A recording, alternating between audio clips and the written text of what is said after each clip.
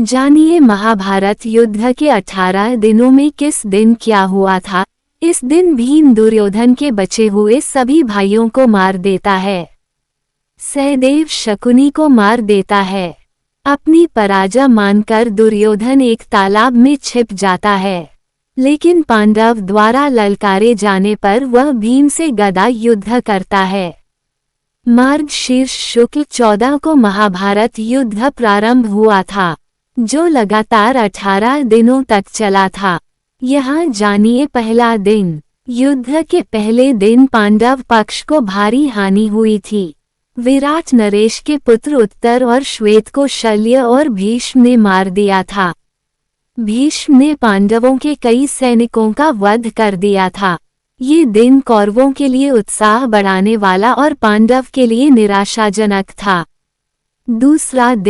दूसरे दिन पांडवों को अधिक नुकसान नहीं हुआ था। द्रोणाचार्य ने धृष्टद्युम्न को कई बार हराया। भीष्म ने अर्जुन और श्री कृष्ण को कई बार घायल किया। भीम ने हजारों कलिंग और निषाद मार गिराए। अर्जुन ने भीष्म को रोके रखा। तीसरे दिन भीम ने घटोत्कच के साथ मिलकर दुर्योधन की सेना को युद्ध से भगा दिया। इसके बाद भीष्म भीषण संहार मचा देते हैं। श्री कृष्ण अर्जुन को भीष्म वध करने को कहते हैं, लेकिन अर्जुन उत्साह से युद्ध नहीं कर पाते हैं, जिससे श्री कृष्ण स्वयं ही भीष्म को मारने के लिए दौड़ पड़ते हैं। तब अर्जुन भरोसा दिलाते हैं कि वे पूरे उत्साह से युद्ध लड़ेंगे। चौथा दिन। इस दिन कौरवों अर्जुन को रोक नहीं सके। भीम ने कौरव सेना में हाहाकार मचा दिया। दुर्योधन ने अपनी गज सेना भीम को मारने के लिए भेजी, लेकिन घटोत्कच के साथ मिलकर भीम ने उन सबको मार दिया। भीष्म से अर्जुन और भीम का भयंकर युद्ध हुआ। 5वां दिन। युद्ध के 5वें दिन भीष्म ने पांडव सेना में खलबली मचा दी। भीष्म को रोकने के लिए अर्जुन और भीम ने उनसे युद्ध किया। सात्यकी ने द्रोणाचार्य रोके रखा। भीष्म ने सात्यकी को युद्ध से भागने के लिए मजबूर कर दिया। 6ठा दिन। इस दिन भी दोनों पक्षों के बीच भयंकर युद्ध हुआ। दुर्योधन क्रोधित होता रहा, लेकिन भीष्म उसे आश्वासन देते रहे और पांचाल सेना का संहार कर दिया। 7वां दिन। 7वें दिन अर्जुन कौरव सेना पर हावी हो जाता है। धृष्टद्युम्न दुर्योधन को युद्ध में हरा देता है। अर्जुन का पुत्र इरावान विंद और अनुविंद को हरा देता है। दिन के अंत में भीष्म पांडव सेना पर हावी हो जाते हैं। 8वां दिन। 8वें दिन भी भीष्म पांडव सेना पर हावी रहते हैं। भीम धृतराष्ट्र के 8 पुत्रों का वध कर देता है। राक्षस अम्बुश अर्जुन पुत्र इरावान का वध कर देता है। घटोत्कच दुर्योधन को अपनी माया से प्रताड़ित करता है। तब भीष्म की आज्ञा से भगदत्त घटोत्कच, भीम, युधिष्ठिर व अन्य पांडव सैनिकों को पीछे धकेल देता है। दिन के अंत तक भीम धृतराष्ट्र के 9 और पुत्रों का वध कर देता है। 9वां दिन। 9वें दिन दुर्योधन भीष्म से कर्ण को युद्ध में लाने की बात कहता है। तब भीष्म उसे आश्वासन देते हैं कि या तो श्री कृष्ण को युद्ध में शस्त्र उठाने के लिए विवश कर देंगे, या किसी एक पांडव का वध कर देंगे। युद्ध में भीष्म को रोकने के लिए श्री कृष्ण को अपनी प्रतिज्ञा तोड़नी पड़ती है और वे शस्त्र उठा लेते हैं। इस दिन भीष्म पांडवों की सेना का अधिकांश भाग समाप्त कर देते हैं। 10वां दिन। इस दिन पांडव श्री कृष्ण के कहने पर भीष्म से उनकी मृत्यु का उपाय पूछते हैं। भीष्म के बताए उपाय के अनुसार अर्जुन शिखंडी को आगे करके भीष्म पर बाण ही बाण चला देते हैं। अर्जुन के बाणों से भीष्म बाणों की शैया पर लेट जाते हैं। 11वां दिन। 11वें दिन कर्ण युद्ध में आ जाता है। कर्ण के कहने पर द्रोणाचार्य को सेनापति बनाया जाता है।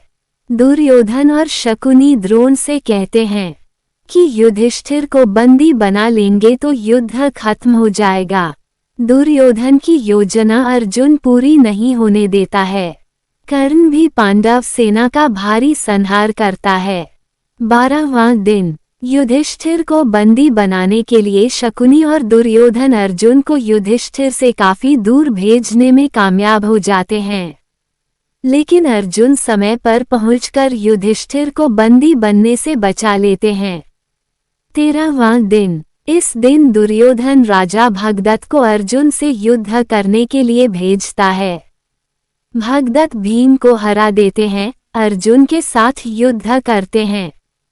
श्री कृष्ण भगदत्त के वैष्णवास्त्र को अपने ऊपर लेकर अर्जुन की रक्षा करते हैं। अर्जुन भगदत्त की आंखों की पट्टी तोड़ देता है, जिससे उसे दिखना बंद हो जाता है। अर्जुन इस अवस्था में ही उनका वध कर देता है। इसी दिन द्रोण युधिष्ठिर के लिए चक्रव्यूह रचते हैं, जिसे केवल अभिमन्यु तोड़ना जानता था, लेकिन निकलना नहीं जानता था। युधिष्ठिर भीम आदि को अभिमन्यु के साथ भेजता है, लेकिन चक्रव्यूह के द्वार पर जयद्रथ सभी को रोक देता है। केवल अभिमन्यु ही प्रवेश कर पाता है। वह अकेला ही सभी कौरवों से युद्ध करता है और मारा जाता है। पुत्र अभिमन्यु का अन्यायपूर्ण तरीके से वध हुआ देखकर अर्जुन अगले दिन जयद्रथ वध करने की प्रतिज्ञा ले लेता है और ऐसा न कर पाने पर अग्नि समाधि लेने को कह देता है। 14वां दिन अर्जुन की अग्नि समाधि वाली बात सुनकर कौरव जयद्रथ को बचाने योजना बनाते हैं। द्रोण जयद्रथ को बचाने के लिए उसे सेना के पिछले भाग में छिपा देते हैं, लेकिन श्री कृष्ण द्वारा किए गए सूर्यास्त के कारण जयद्रथ बाहर आ जाता है और अर्जुन और वध कर देता है। इसी दिन द्रोण द्रुपद और विराट को मार देते हैं। 15वां दिन इस दिन पांडव छल से द्रोणाचार्य को अश्वत्थामा की मृत्यु का विश्वास दिला देते हैं, जिससे निराश हो द्रोण समाधि ले लेते हैं। इस दशा में धृष्टद्युम्न द्रोण का सिर काटकर वध कर देता है। 16वां दिन इस दिन कर्ण को कौरव सेनापति बनाया जाता है। इस दिन वह पांडव सेना का भयंकर संहार करता है। कर्ण नकुल सहदेव को हरा देता है, लेकिन कुंती को दिए वचन के कारण उन्हें मारता नहीं है। भीम दुशासन का वध कर देता है और उसकी छाती का रक्त पीता है। 17वां दिन 17वें दिन कर्ण भीम और युधिष्ठिर को हरा देता है, लेकिन कुंती को दिए वचन के कारण उन्हें मारता नहीं है। युद्ध में कर्ण के रथ का पहिया भूमि में धंस जाता है। तब कर्ण पहिया निकालने के लिए नीचे उतरता है और उसी समय श्री कृष्ण के कहने पर अर्जुन कर्ण का वध कर देता है। फिर शल्य प्रधान सेनापति बने, जिसे युधिष्ठिर मार देता है। एल पे आ की मात्रा हरव पे आ की मात्रा पे अ की मात्रा दिन। इस दिन भीम दुर्योधन के बचे हुए सभी भाइयों को मार देता है। सहदेव शकुनी को मार देता है। अपनी पराजय मानकर दुर्योधन एक तालाब में छिप जाता है, लेकिन पांडव द्वारा ललकारे जाने पर वह भीम से गदा युद्ध करता है। तब भीम छल से दुर्योधन की जंघा पर प्रहार करता है, इससे दुर्योधन की मृत्यु हो जाती है। इस तरह पांडव विजयी होते हैं।